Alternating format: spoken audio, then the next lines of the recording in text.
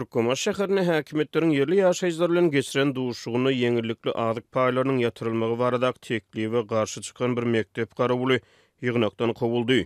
Şu günler Günwatar Balkan welaýatynyň tas ähli etraplaryna, şäher we owa ýerlerine häkimet wekilleri we mejlisiň deputatlary yerli ýaşaýjylar bilen duşup döwlet dukanlaryna ilaty hödürlenýän ýeňillikli azyk paýlarynyň ýatyrylmagy boýunça teklipler bilen çykyş edýärler. Raýatlar durmuş ykdysady kynçylyklardan ejder çekýän mahaly resmiler şeýle tekliplerini halkyň durmuş derejesiniň ýokarlanmagy hemde bagtyar zamanada ýurtda emele gelen azyk bolçulugy we el ýeterligi bilen delillendirmäge çalışýarlar. Teklipler häkimetler tarapyndan öňe sürilýär. Yerli ýaşaýjylar olar bilen alalaşmaga mejbur edilýärler. Ýöne gatnaşyjylardan teklip hatlarynyň aşagyna gol goýmak talap edilýär. Şeýle ýygnaklaryň biri 12-nji aprelde Balkan welaýatynyň Türkmenistan şäheriniň medeniýet öýüne geçirildi. Duşugy umuman 5 töwereg adam gatnaşdy. Bu ýygnak habar berilmegine görä Türkmenistan üçin adat bolmadyk seýrek bir jedele şaýat boldy. Duşugy çağırılan bir mektep garabuly ýygnagyň dowamyna ýurtda bar bolan durmuş ykdysady kynçylyklara we gymmatçylyga salgylanyp azyk paýlarynyň ýatyrylmagy barada teklipleri garşylyk beýan edipdir.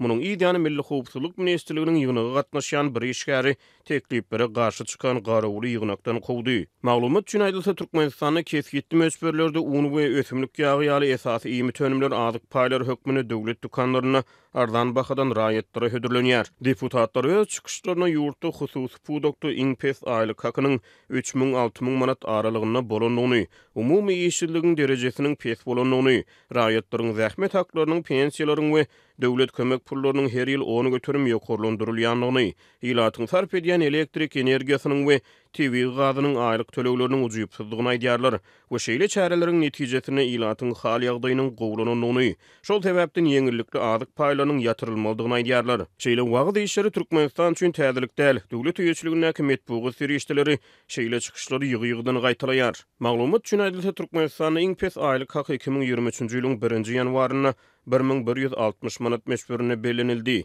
Ýöne Türkmenistan şäheriniň bir ýaşaýjysy deputatlaryň bolçuluk barada aýdýan sözleri bilen alalaşmaýar. Şäheriň orta mektepleriniň birine garabul bolup işleýän raýat ýygnagyň dowamyna öýrtürip deputatlaryň çykyşlaryna garşylyk beýan etdi. Ol özüniň aýlyk zähmet hakynyň 1300 manada barabar bolanyny aýdýar. Türkmenistanyň sowda nokatlaryna şu günler 50 kilogramlyk bir halta un 500 manat, 1 kilogram et 70 manat, soğun 25 manat, kartoşka 9 manat, 1 kilogram tüwi 30 manat, 5 litrlik ösümlik ýagy 178 manat. Mektep garabulynyň aýlygyna bir halta un, 2 kilo et, 3 kilo soğun, 3 kilo kartoşka, 4 kilo tüwi 5 litr ösümlik ýagy düşýär. Ol özüniň aýlyk hakynyň maşgalasyny 3 tane kämillik ýaşyna ýetmedik çağasyny eklemäge ýetmeýändigini aýdýar. Azyk haritlaryna degişli harajatlardan nasary kommunal tölegler we mektebe gatnaýan çağalaryň egin eşiklerini, okuw esbaplaryny we beýleki zerurlyklaryny satyn almak üçin öz aýlygym ýetmeýär. Diýip mektep garabuly deputatlaryň ýeňillikli azyk paýlaryny ýatyrmak teklibine garşylyk bildirdi. Ýöne garabulyň Türkmenistanyň şertlerine adaty bolmadyk jogaby we öz talaplaryny beýan edip bilmegi ýygnaga gatnaşan howpsuzlyk işgärlerini kanagatlandyrmady. Senden bir zat soruldymy?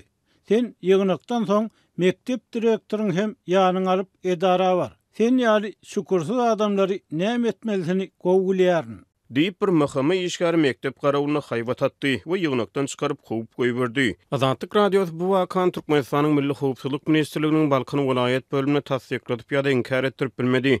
Redaksiýa mektep garabulynyň adyny we familiýasyny agdamakdan saklanýar. Balkanyň medeniýet öýüne geçirilen ýygnaga gatnaşan şaýatlaryň Azatlyk radiosynyň habarçysyna gurrun bermegine görä howpsuzlyk işgäriniň gazaply haýbatlaryndan soň giňzala dymyşlyk aralaşdy. Başga ardana aýtjak adamlar köpdi. Ýöne mahkama ofitseriniň sözlerinden soň adamlar dymmak we teklipleri bir agızdan makullamak bilen oňdular.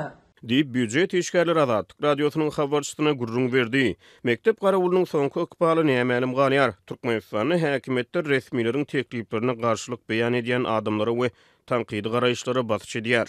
Wakalaryň hökümetiň versiýasy boýunça beýan edilişi bilen alalaşmaýan adamlar häkimetler tarapyndan ýyzarlanýar we dürli basyşlara sebäp edilýärler.